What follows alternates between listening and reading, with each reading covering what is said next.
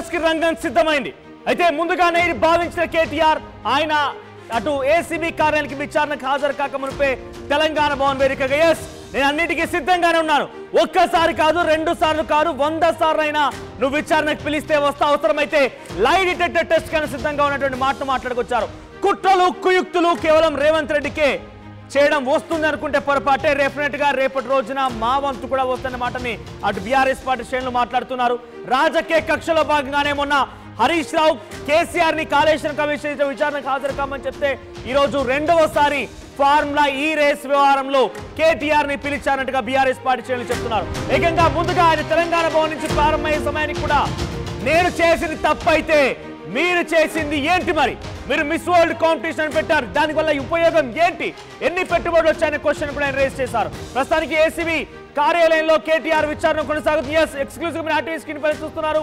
అది ముందుగా ఆయన ఏసీబీ కార్యాలయానికి బయలుదేరే ముందు హైదరాబాద్ కి సంబంధించిన బీఆర్ఎస్ పార్టీ నాయకులు జిల్లాల నుంచి తరలి వచ్చారు. క్షేత్రస్థాయిలోని కేటీఆర్ అభిమానులు, కేటీఆర్ బీఆర్ఎస్ పార్టీకి సంబంధించిన కార్యకర్తలు పెద్ద ఎత్తున తెలంగాణ భవన్ చేరుకున్నారు. తెలంగాణ భవన్ నుంచి ఏసీబీ కార్యాలయానికి వెళ్లారు ఆయన. సో ప్రస్తుతం ఏసీబీ డీజీ విజయ్ కుమార్ ఆయన్ని విచారిస్తున్నారు. దీంతో పాటుగా తరుణ్ జోషి ఆయన విచారిస్తున్నారు.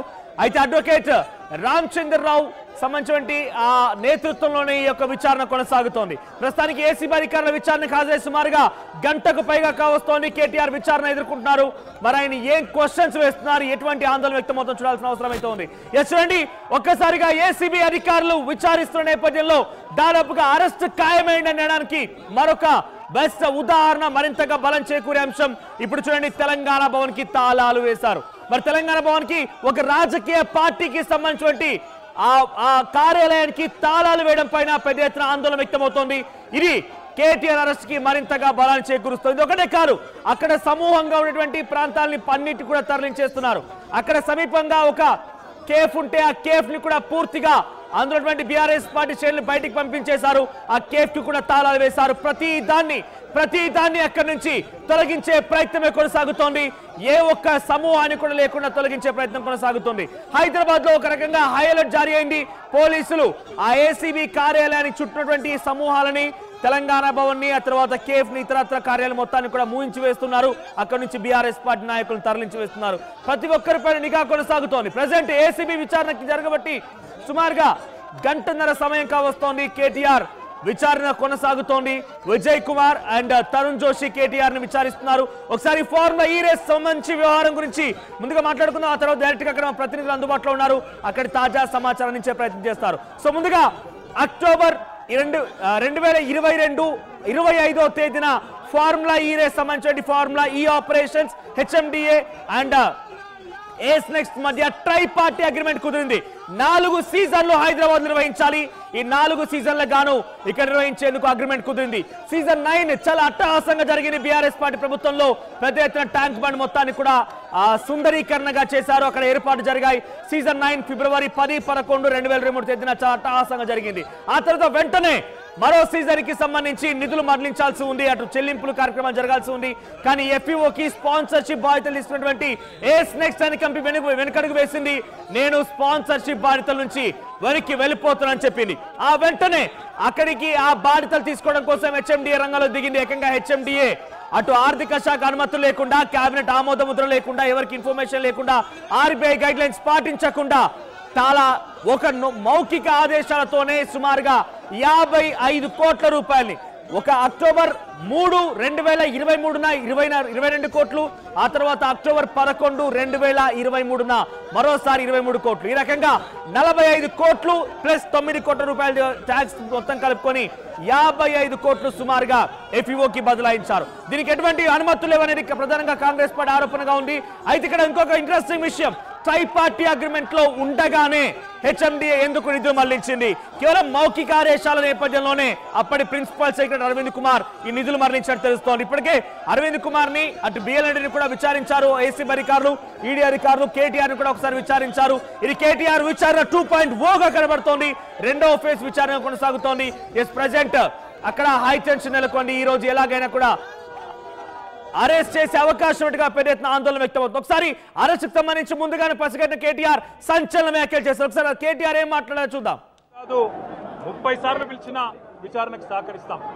మా మీద కేసులు బనాయించి మమ్మల్ని ఇబ్బంది పెట్టి కమిషన్లు వేసి మమ్మల్ని ఏదో ఇబ్బంది పెట్టినంత మాత్రాన, వేధించినంత మాత్రాన ప్రజల తరపున ప్రశ్నించడం బంద్ చేస్తామనుకుంటే అది కాంగ్రెస్ ప్రభుత్వం యొక్క అవివేకం, అజ్ఞానం అవుతుంది తప్ప ఇంకోటి కానే కాదు. పెద్దలు కేసీఆర్ గారిని, పెద్దలు హరీష్ రావు గారిని కాళేశ్వరం కమిషన్ ముందు కూర్చోబెట్టి మీరు పైశాచికానందం పొందొచ్చు. ఇవాళ ఏసీబీ ముందుకి విచారణకు పిలిపించి కొంత మానసికంగా రాక్షసానందం పొందుతూ ఉండవచ్చు. అవసరమైతే అరెస్ట్ కూడా చేస్తారు కావచ్చు. ఇవాళ ఏసీబీ ముందుకి విచారణకు పిలిపించి కొంత మానసికంగా రాక్షసానందం పొందుతూ ఉండవచ్చు. అవసరమైతే అరెస్ట్ కూడా చేస్తారు కావచ్చు. ఇవాళ ఏసీబీ ముందుకి విచారణకు పిలిపించి కొంత మానసికంగా రాక్షసానందం పొందుతూ ఉండవచ్చు. అవసరమైతే అరెస్ట్ కూడా చేస్తారు. మాటల్లో కేటీఆర్ ఏమంటున్నారు? ముందస్తుగా అవసరమైతే అరెస్ట్ చేస్తారు కావచ్చు అనే మాటను కూడా కేటీఆర్ మాట్లాడారు. అంటే కేటీఆర్ ముందుగానే ఊహించారా ఈరోజు అరెస్ట్ జరగబోతోందా? దాని తాలూకా సిచ్యువేషన్ ఎంతనా, దాని తాలూకా వాతావరణం ఎంత కనబడుతోందా? అయితే ప్రస్తుతానికి అక్కడ తెలంగాణ భవన్ ఆ కార్యాలయానికి పూర్తిగా తాళాలు వేయడం ఒక ఎత్తు, ఆ తర్వాత పక్కన కేఫ్లో కూడా బీఆర్ఎస్ పార్టీ శ్రేణులు మొత్తాన్ని కూడా తరలిస్తున్నారు. కొన్ని వందల సంఖ్యలో పోలీసులు అక్కడ మోహరించున్నారు. చూడండి, ఇక్కడ మీరు ఆర్టీవీ స్క్రీన్ పైన చూస్తున్న ఈ విజువల్స్ అన్ని కూడా సమీపంలోని ఒక కేఫ్. చూడండి, ఇక్కడ కేఫ్ నీలోఫర్ దాని బీఆర్ఎస్ పార్టీ శ్రేణులు సాధారణ కస్టమర్ల మొత్తం కూడా అక్కడి నుంచి పంపించి వేసి ఆ కేఫ్ కి తాళాలు వేశారు పోలీసు అదుపులోకి తీసుకున్నారు కేఫ్ మొత్తాన్ని కూడా.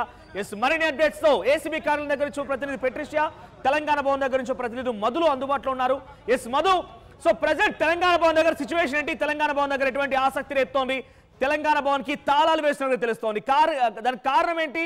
పోలీసులు అరెస్టు తాలూకా ఇవన్నీ ఏర్పాట్లు జరుగుతున్నాయా, లేదంటే అక్కడ ఏం జరుగుతుంది? అసలు తాళాలు వేయడం గల కారణం ఏంటి? బీఆర్ఎస్ పార్టీ ఆఫీస్ దగ్గరికి పెద్ద ఎత్తున బీఆర్ఎస్ పార్టీ శ్రేణులు చేరుకున్నాయి. ఈరోజు కేటీఆర్ ఏసీబీ విచారణకు హాజరయ్యారు కాబట్టి దాంట్లో భాగంగా మద్దతుగా ఇక్కడికి వచ్చారు. మొత్తం సందడి వాతావరణం ఉంది. నందినగర్ నుంచి బీఆర్ఎస్ పార్టీ వరకు ఒకసారి పార్టీ ఆఫీస్ లోపల ఉన్నటువంటి సిచ్యువేషన్ ఇది. పెద్ద ఎత్తున వివిధ ప్రాంతాల నుంచి వచ్చినటువంటి కార్యకర్తలు రీచ్ అయ్యారు. మద్దతుగా పోలీసులు బారికేడ్స్ పెట్టారు, రోప్ పార్టీని పెట్టారు. ఇక్కడ ఉన్న వాళ్ళని బయటికి కొద్దిసేపటి వరకు వెళ్ళనివ్వలేదు. ఇప్పుడు కాస్త ఆందోళన చేయడంతో వీళ్ళంతా పోలీసులు కాస్త రిలీఫ్ ఇచ్చారు. అంటే గేట్ ఓపెన్ చేశారు, బారికేడ్స్ కూడా పక్కకు పెట్టినటువంటి పరిస్థితి. అసలైన తొలి వెలుగు. ఫాలో వాట్సాప్ @తొలి వెలుగు అఫీషియల్.